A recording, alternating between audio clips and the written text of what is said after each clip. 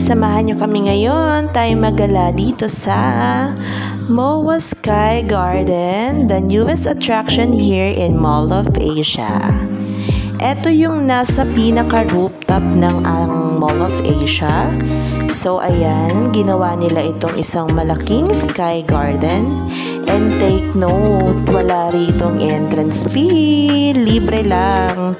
So ang perfect time na pumunta rito para hindi masyadong mainit, at least yung mga 4 or 5 p.m. Ayan, dinala namin yung aming kids para makapaglaro dito sa kanilang napakalaking playground. And then meron din ditong Starbucks pag gusto mong magkape-kape habang pinaglalaro mo si Bagets. And then ayan, breathtaking talaga yung pagkuha ko ng video dyan ng 360 ng view ng seaside. So napaka relaxing talaga niya. And then ayan, nakuhanan ko pa yung paglubog ng araw. Parang medyo reddish siya, no? And then ayan, hanggang gabi kumuha ulit ako ng isa pang shot.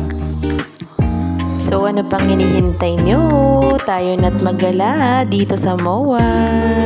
Thank you for watching.